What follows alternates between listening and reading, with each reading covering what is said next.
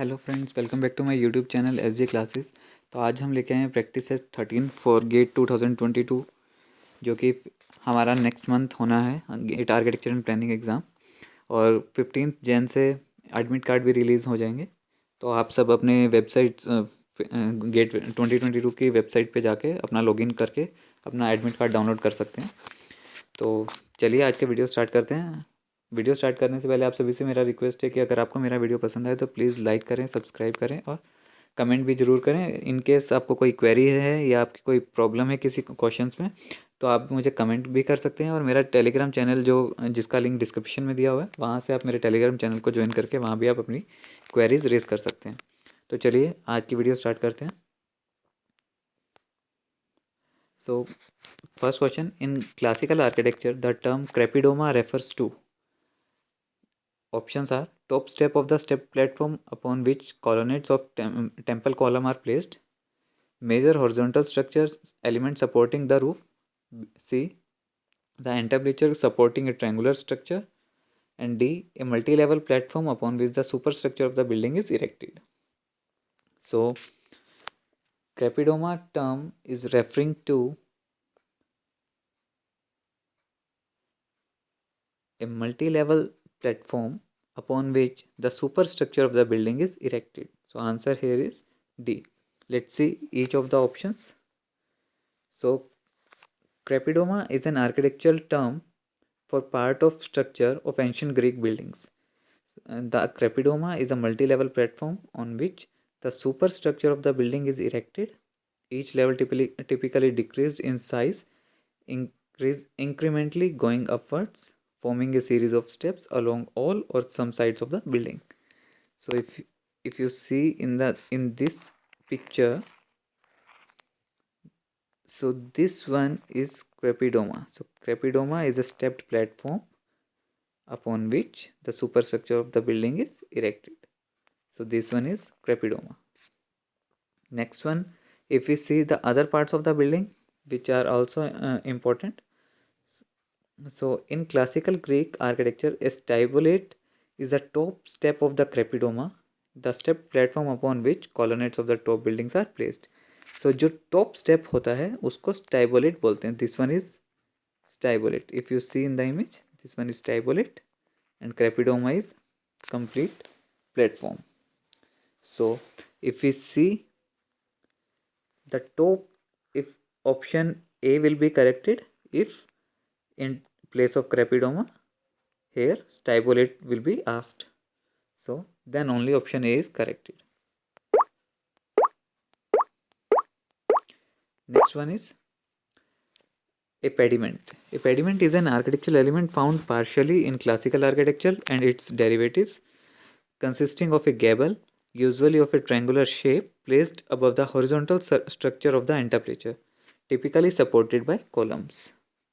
So this one is the pediment.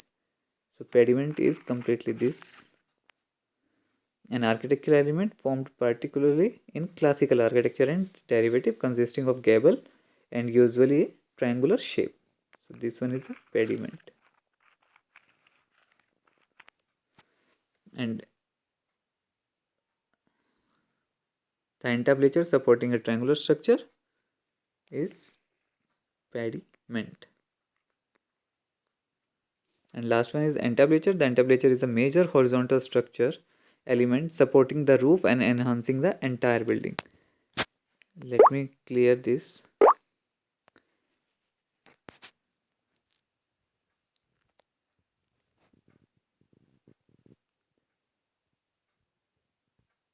So if we see, this one is the entablature and the major horizontal structure supporting the roof and encircling the entire building. So entablature.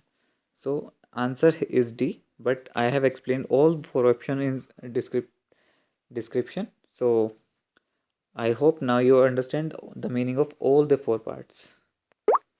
Let's see the next question. Usonian middle income family homes were designed by. So I hope everyone has listened about the Usonian houses or Usonian homes. So options are Alvar Aalto, Le Corbusier, Frank Lloyd Wright, and B.B. Doshi. So Usonian houses were designed by F.L. Wright, which is Frank Lloyd Wright. So answer is C. So as you see in the picture, these are the Usonian homes for the middle income family homes designed by F.L. Wright. So Usonia is a word that was used by American architect F.L. Wright to refer to the United States in general, and more specifically to his vision for the landscape of the country, including the planning of cities and the architecture of the buildings. Wright proposed the use of adjective Usonian to describe the particularly New World character of the American landscape as distinct and free of previous architectural conventions. So answer is C. Let's move to the third question. Which of the following is not located in Fatehpur Sikri? So in this question, four monuments or four different architectural monument provided, which you have to tell whether they are located in Fatehpur Sikri or not. But in question, we have to answer that which is not located in Fatehpur Sikri. So Dargah of Salim Chishti, Akbar Tombs, Panch Mahal, and Buland Darwaza. So Salim Chishti's Dargah is yes located in Fatehpur Sikri. Panch Mahal is also located in Fatehpur Sikri. Buland Darwaza is also located in Fatehpur Sikri. But Akbar Tombs is not located in Fatehpur Sikri. It's located in Agra. So answer is B. Let's see the question and its description. So the tomb of Salim Chishti, first image described. This one is the Salim Chisti's Dargah. So the tomb of Salim Chisti is famed as one of the finest examples of Mughal architecture in India, built during the years of 1580 and 1581, along with the imperial complex at Fatehpur Sikri near Zinana Rosa and facing south towards Buland Darwaza within the quadrangle of the Jama Masjid, which measures 350 feet by 440 feet. So, tomb of Salim Chishti is in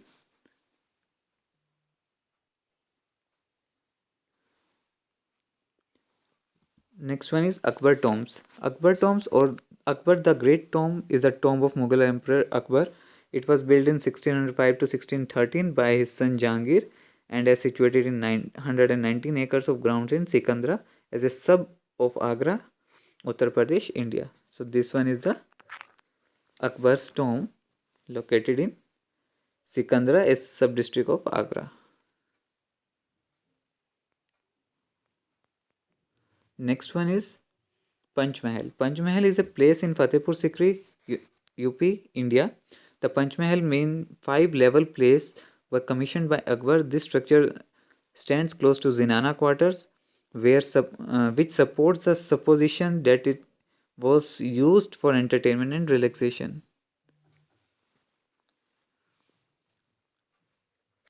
So Akbar tomb not located in Fatehpur Sikri. Panch Mahal is located in Fatehpur Sikri.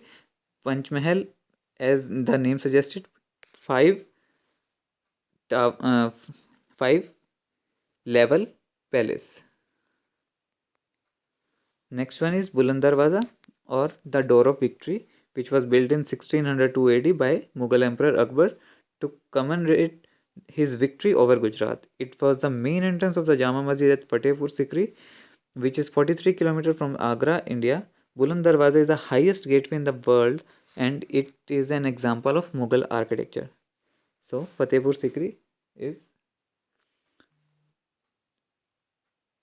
containing Dargah of Salim Chishti, Panch Mahal and Buland Darwaza, but not Akbar's tomb. Let's move to the next question. Ayaka pillars from architectural feature of the stupa at. So Ayaka pillars किस स्तूपा का architectural feature है. So ayaka pillars is located in stupa of Amaravati, which is the main feature, one of the main feature of the architectural stupa. So Amravati is the correct answer.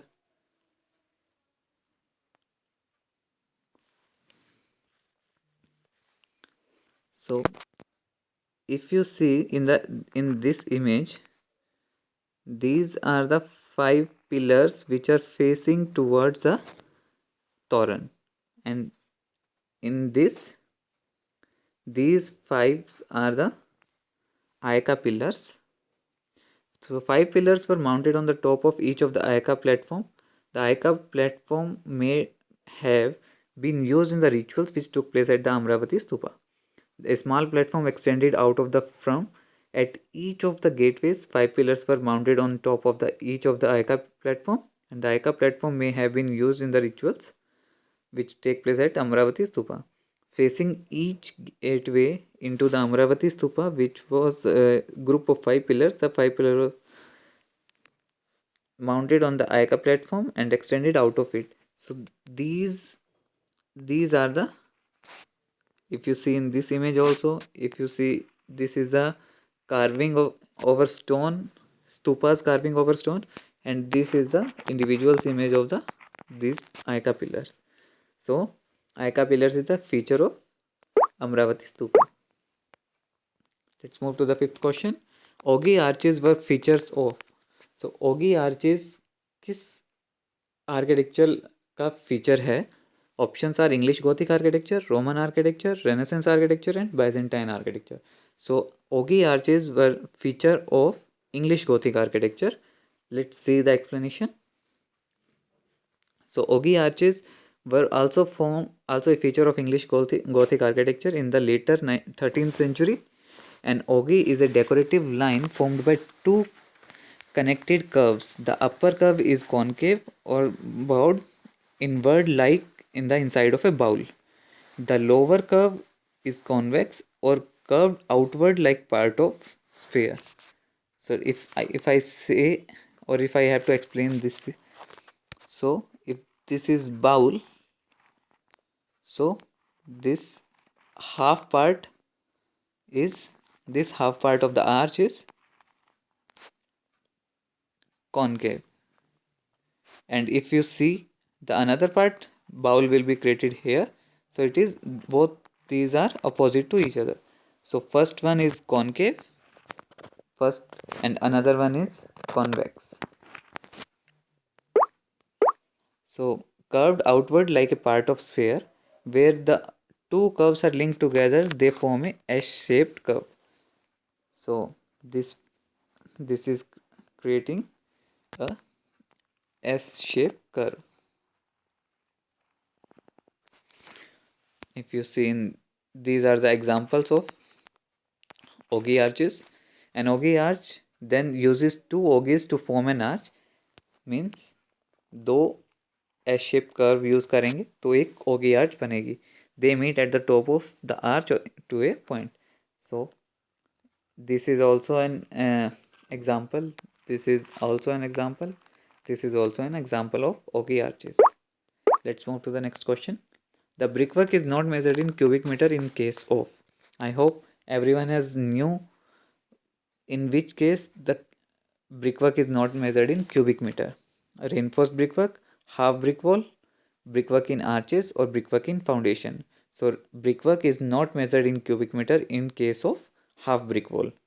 Other than this, if brickwork is full wall or reinforced brickwork or arches brickwork or brickwork in foundation, they are mostly used in cubic meter. Let's see the explanation.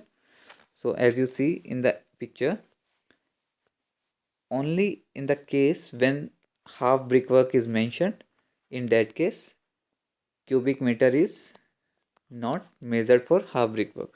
But in reinforced brickwork, as you see in this image, yes, it is measured in cubic meter. Sometimes if you see the picture 1 and 2, here brickwork is arch is also a half brickwork. Here arch is full brickwork. So in question, brickwork in arches is given. So neither it is mentioned it is half brickwork, nor it is mentioned full brickwork.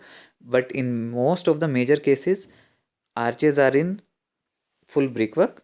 Still, it is not cleared from the option that whether the arch is full brickwork or half brickwork. So we cannot mark it as correct, because half brick wall is mentioned clearly, so we can go with the option B only. So in the last case, brickwork in foundation, it is mostly and majorly a full brickwork, so it is measured in cubic meter only. Let's move to the next question. The rain draining capacity of a waterlogged soil can be improved by. So rain draining capacity of a waterlogged soil is always improved by draining the soil. There are lots of means to improving the soil, and out of these four options, draining the soil is the best option. Let's see the explanation.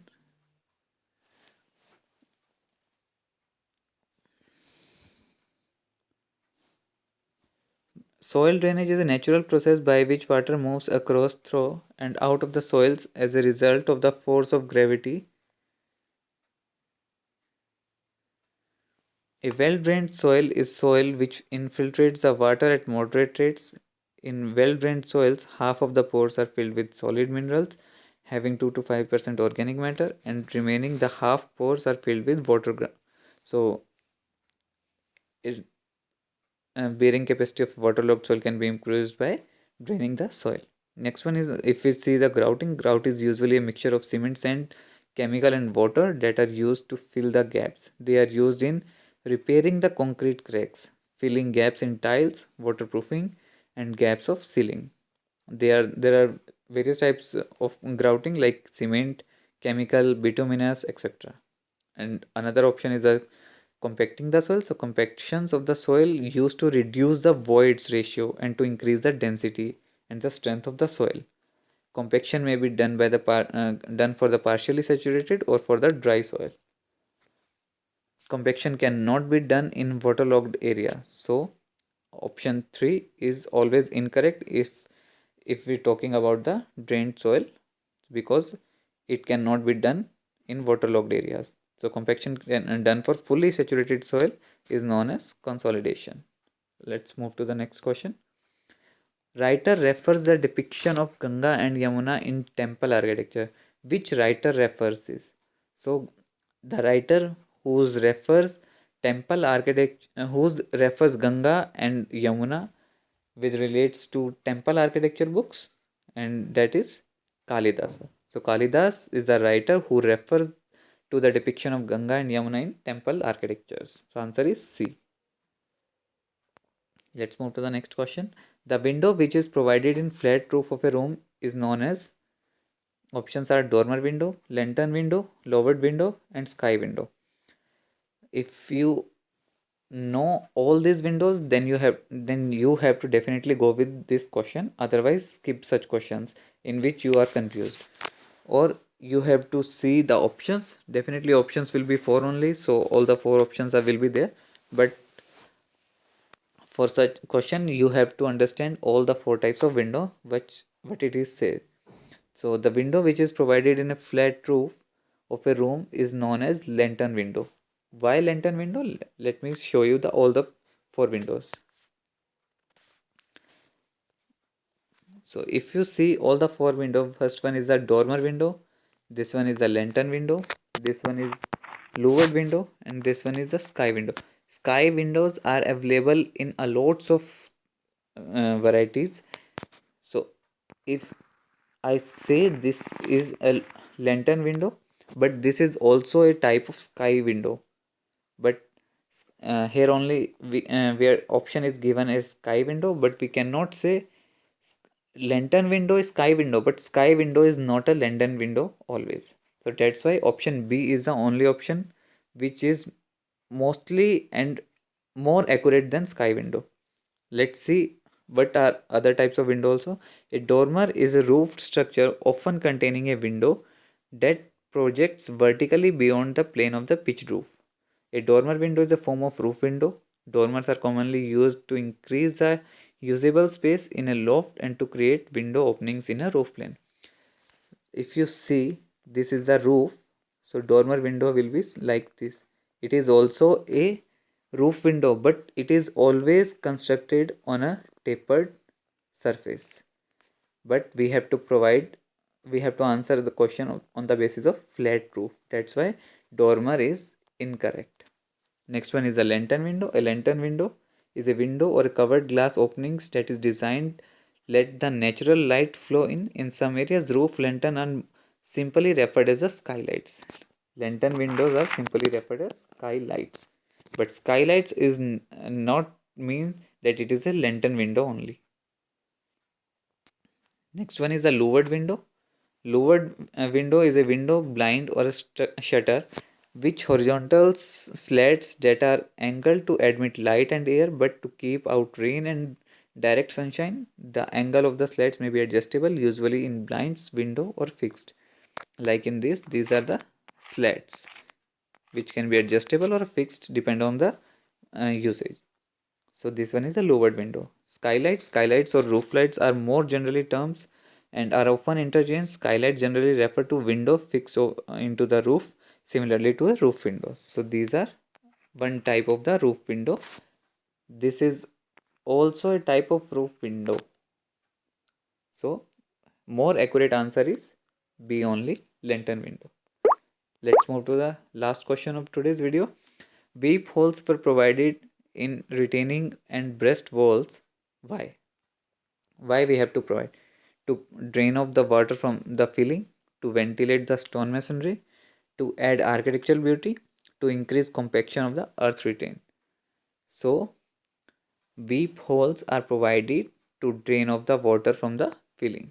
So, answer is A. A weep hole is a passage for water to escape the building envelope. Weep holes serve an important purpose for a home. They allow the home to breathe, as some say.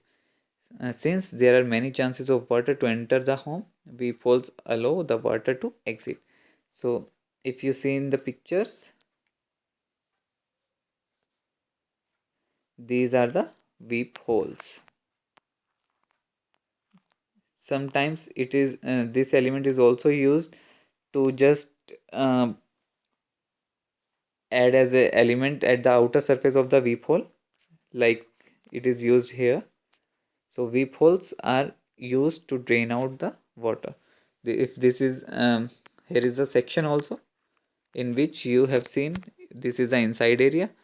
So when water is locked like in this area, so from the weep hole it is drained to the outer part. So weep holes are used to drain out the water from the filling. I hope everyone has gone through my videos properly. If you like my videos, then please like, comment and subscribe my YouTube channel. Thank you guys, and please prepare for the exam. Exam is very close to you and it is very important for the future also. So all the best guys, and thank you.